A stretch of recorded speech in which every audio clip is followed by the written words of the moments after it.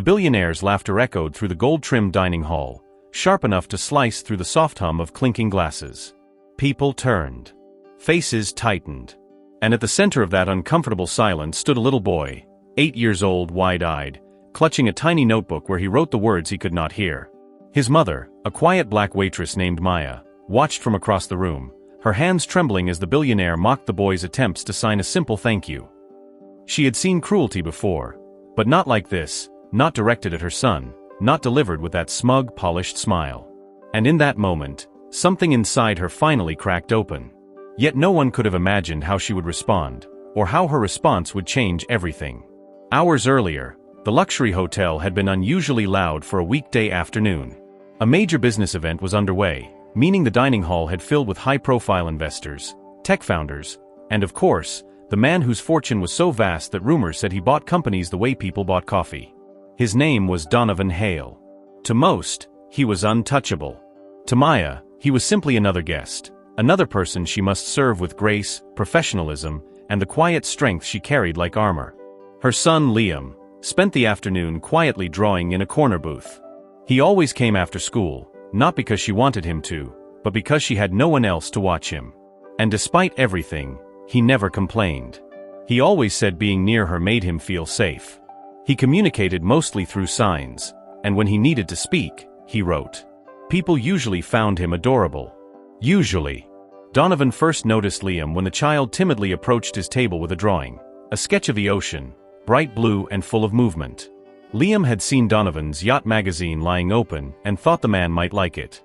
But instead of appreciating the gesture, Donovan squinted at the boy's quick hand movements and smirked. "What is this?" he asked loudly, as if Liam had offended him simply by existing. "The kid can't talk?" "What? He expects applause for scribbling on paper." He chuckled, and some guests forced nervous smiles, unwilling to challenge a billionaire. Liam froze. He looked down, shoulders collapsing inward. From across the room, Maya felt the sting like a physical blow. She approached quickly, gently touching her son's shoulder. "It's okay, baby," she signed. "You did nothing wrong." But Donovan wasn't finished. "You know," he said, leaning back in his chair, "people always praise these special kids. But pity doesn't turn them into real contributors to society. Some things," he added, sipping his drink, "are just limitations you can't fix." The words were soft, but cruel enough to shatter something deep.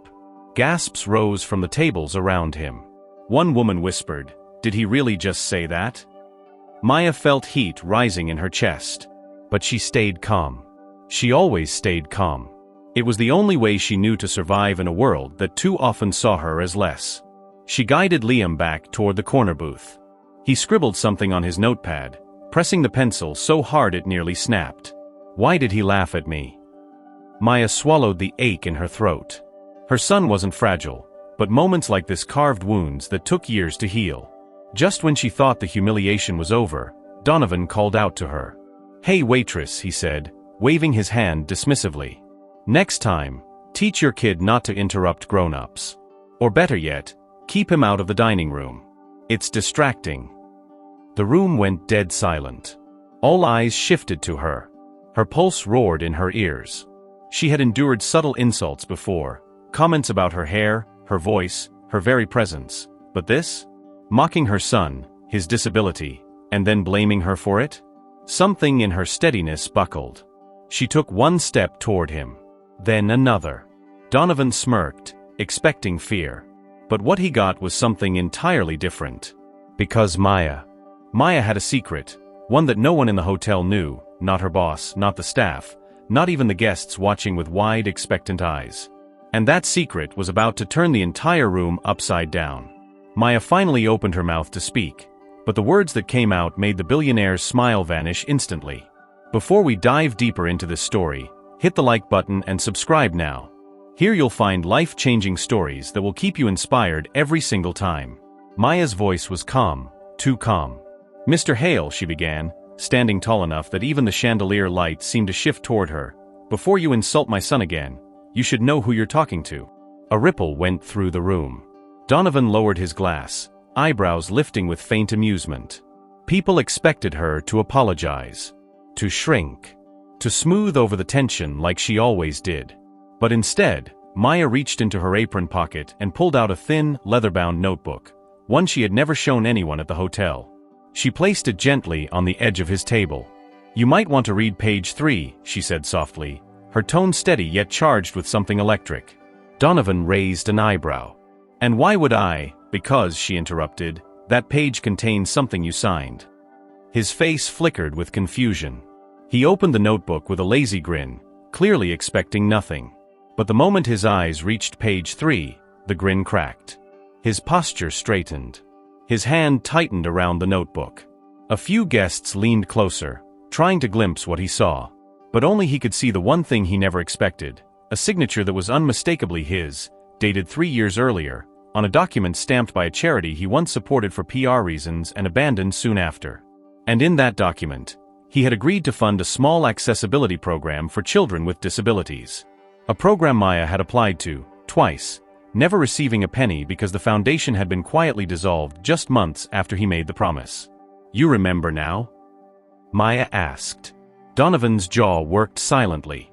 This was years ago. "It's irrelevant." She shook her head.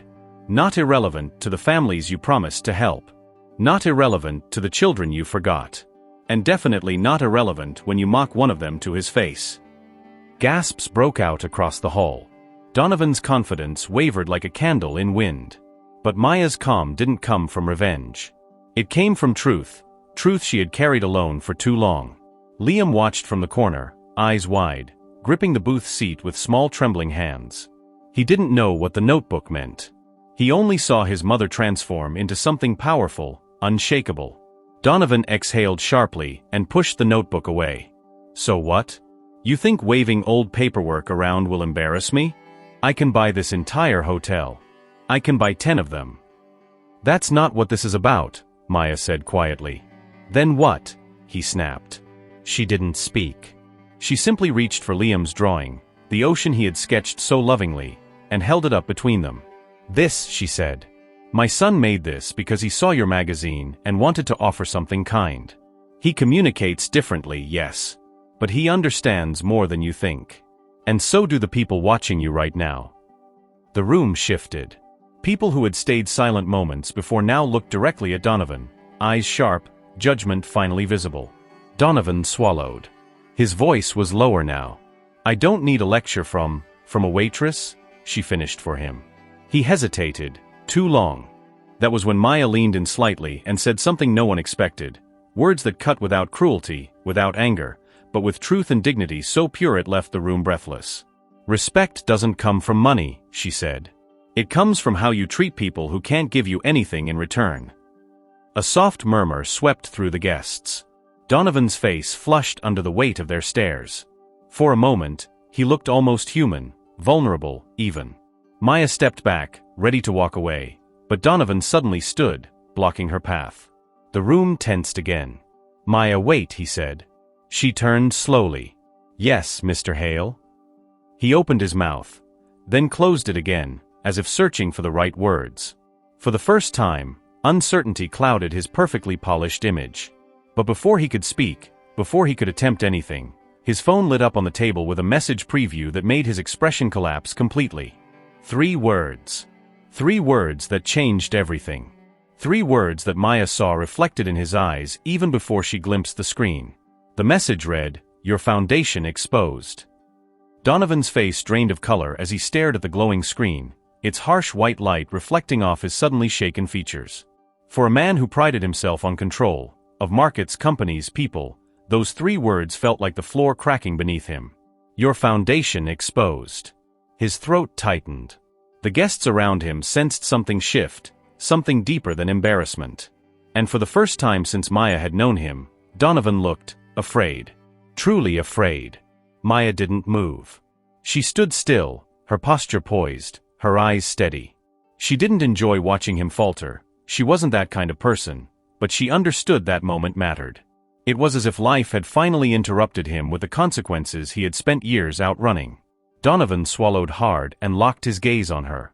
I have to make a call," he muttered, stepping away from his table with trembling hands. A billionaire with trembling hands. The sight alone drew whispers like wind. Yet Maya didn't follow him with her eyes. She turned to Liam instead. Her son looked torn between confusion and worry. She crouched beside him, brushing a curl from his forehead. He signed something small, hesitant. Is he mad at me? She shook her head gently. No, baby. You did nothing wrong. He pressed his lips together, understanding but not fully believing. So she smiled, soft, warm, steady. And for a moment, the chaos around them faded. Meanwhile, Donovan rushed into a quiet corridor beside the dining hall, the message still burning on his screen. He tapped a number with frantic precision. Tell me what happened, he hissed the moment the call connected. A voice on the other end spoke rapidly, muffled through the speaker. Donovan paced. No, that's impossible. That agreement was buried, completely buried. How did they? He stopped. His eyes widened, then narrowed sharply. The notebook, she had a copy?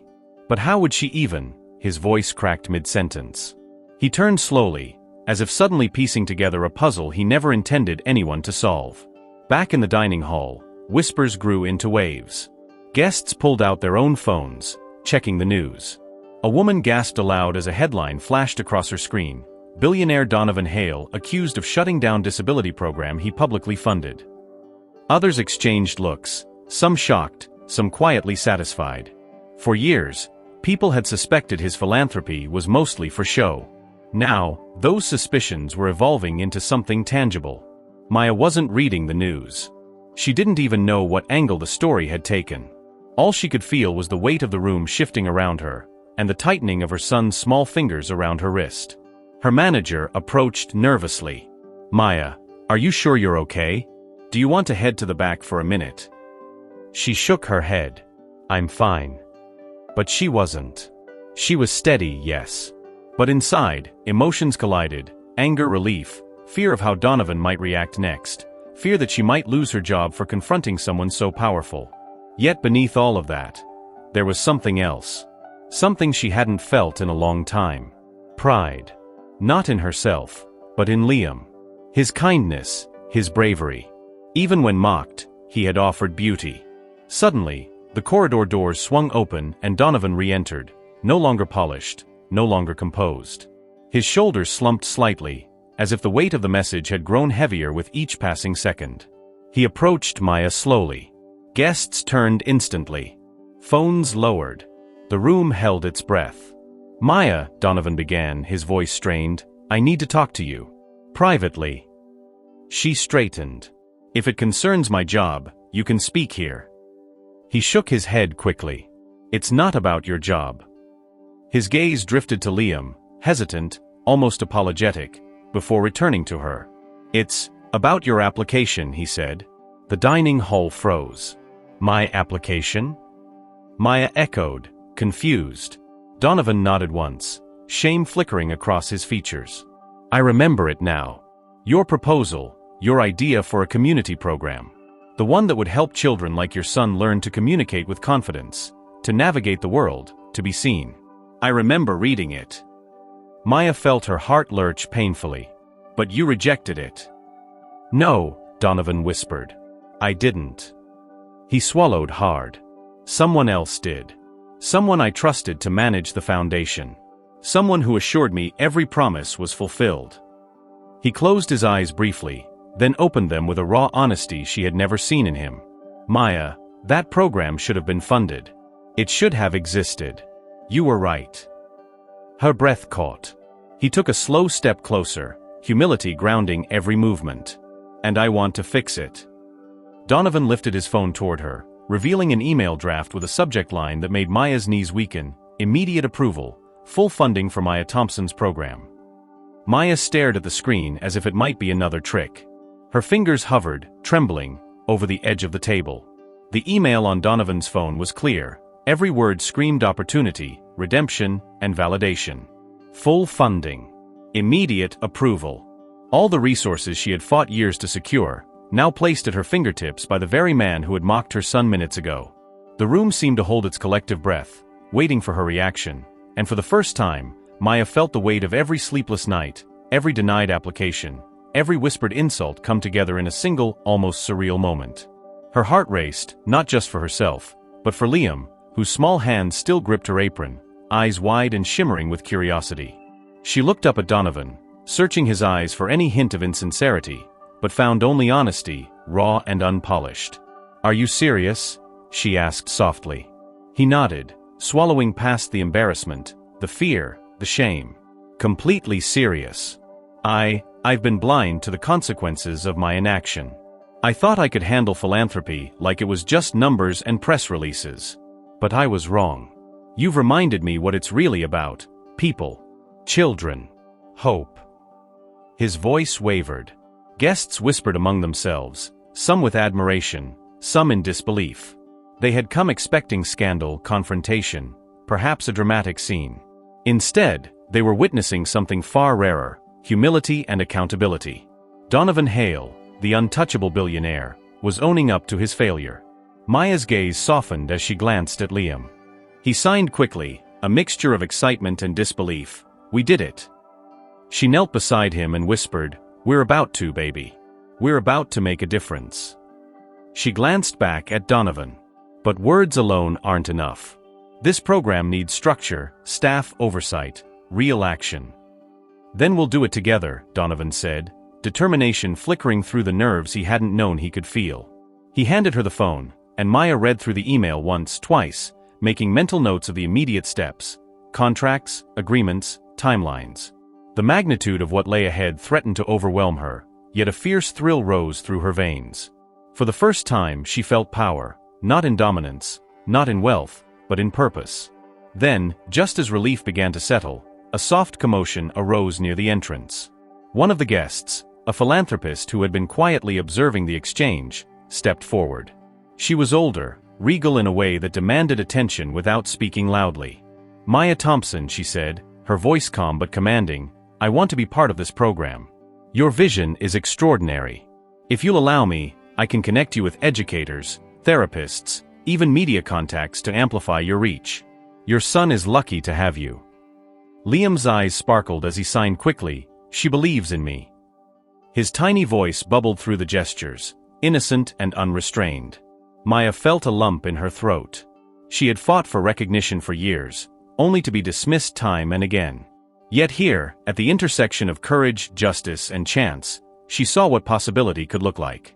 Donovan watched the exchange quietly, still grappling with the shock of being humbled, and yet, somewhere inside, a spark had ignited. The power he had once wielded carelessly suddenly felt fragile, and he realized that respect, influence, and legacy were far more valuable when paired with compassion. The room shifted as murmurs spread.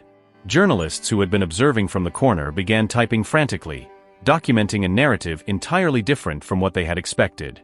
Headlines would read about accountability, about transformation, about a little boy who had taught a billionaire the value of empathy. And through it all, Maya stayed composed, her heart full, her mind racing with all the steps that lay ahead. She had no idea what the next months would bring, the contracts, the negotiations, the meetings, but she knew one thing with certainty: she had taken a stand, defended her son, and refused to let fear silence her. And in doing so, she had shifted the course of not just her life, but the lives of countless children who would benefit from the program she had fought to bring to life. Then Donovan spoke again, quieter this time, almost to himself. "I never imagined someone like you would teach me this." His gaze softened. "Not just about business. About life." Maya smiled faintly, feeling a mixture of validation and calm. "Life is bigger than money," she said. "And courage is bigger than fear." The tension that had gripped the room melted slowly. People began to applaud, not just for the billionaire's apparent redemption, but for Maya's unwavering dignity, for Liam's silent strength, for the quiet justice of the moment. The applause grew louder as she guided Liam back to the booth, lifting him into her arms briefly. She held him close, breathing in the realization that they had both endured, both persisted, and both were about to change the world. As the applause faded, Donovan leaned in, his voice low but firm. "Maya, I want to start by giving you something I should have given years ago." He handed her an envelope, heavy and sealed, with a single word written in bold: opportunity. Maya's fingers brushed the envelope cautiously, as though touching it too quickly might shatter the fragile mixture of hope and disbelief building inside her. She felt Liam tug at her skirt, his small hands clutching her apron, eyes wide and sparkling with anticipation. "What is it, Mama?" he signed quickly. Maya's lips curved into a gentle smile, and she whispered, "Something that could change everything, baby." She slid her finger under the flap, breaking the seal. Inside were documents, contracts, funding letters, and an invitation from Donovan to lead the very program she had dreamed of. Every page was meticulously prepared, a promise etched in ink that her work, her vision, and her son's potential would finally be honored. Donovan watched silently, his expression a mix of anxiety and awe. For the first time, he realized the magnitude of what Maya had endured: years of systemic dismissal, repeated rejection, and constant underestimation, simply because she was black, a woman, a waitress in a world that rarely paused to see her talent. And yet, here she was, strong, poised, and unapologetically brilliant. "You deserve this," he said, voice breaking slightly. "Not because of me, but because of you. And your son." Maya exhaled, a long, cleansing breath. "This isn't just for me," she said. "It's for every child who has been told no, every family who's been overlooked. Liam and I, we've just been the first to speak loudly enough to be heard." The dining hall seemed to fade around them as she spoke, leaving only the intensity of the moment. Guests leaned forward, whispers spreading like wildfire, their phones already recording a story that would travel far beyond these walls. The weight of history, of inequality, of broken promises, all converged in this singular act of justice. Liam watched her intently, then signed, "We're going to help them?" Maya's heart swelled. She nodded, lifting him onto her hip. "Yes, baby. We're going to help them all." The sparkle in his eyes mirrored hers, a mix of disbelief and excitement, a child's pure, unfiltered faith in the possibility of change. And for the first time, she realized that the act of standing up, for herself, for Liam, for others, was more powerful than fear, more enduring than doubt. Donovan stepped closer, hesitating. "Maya, I want to apologize," he said, his voice sincere, stripped of arrogance. "I was cruel. Thoughtless. I didn't see what mattered until now. And I want to make it right, not for me but for you, for him." Maya looked at him carefully, weighing every word. She had seen people say similar things before, but rarely with truth behind them. Here, though, the humility in his posture, the vulnerability in his eyes, told her something different. "Words matter, Mr. Hale," she said softly. "But actions matter more. If you truly want to make this right, you'll commit to this program, to the children, to the families who rely on it. Not for publicity. Not for approval. But because it's the right thing to do." Donovan nodded, swallowing hard. "I understand. And I promise I will." The sincerity in his voice carried a weight that silence alone could not. Around them, the room seemed to exhale, as if the walls themselves acknowledged the justice of the moment. People clapped, quietly at first, then louder, not just for Donovan's change, but for Maya's courage in demanding it. Just as she turned to walk back to the corner booth with Liam, a young woman approached her, holding out a business card. "I'm part of a nonprofit that trains educators to work with children with special needs," she said. "I want to help. Your son, your story, it inspired me. Can we meet?" Maya took the card, her fingers trembling, and nodded. "Absolutely. Let's make this real." Liam signed rapidly, almost bouncing with excitement. "We're heroes." Maya laughed softly, feeling warmth spread through her chest. "No, baby," she said. "We're just people who refuse to be ignored." And in that moment, she realized that every rejection, every insult, every challenge had been building toward this point, a convergence of courage, truth, and resilience. Donovan, standing a few feet away, watched the scene unfold. He had spent decades learning how to control situations, manipulate outcomes, and project dominance. But here in this moment, he was powerless, and he understood for the first time what real influence looked like. It wasn't about wealth, or power, or fear. It was about impact. It was about lifting others, not stepping on them. Maya, carrying Liam toward the quiet corner, finally allowed herself a small private smile.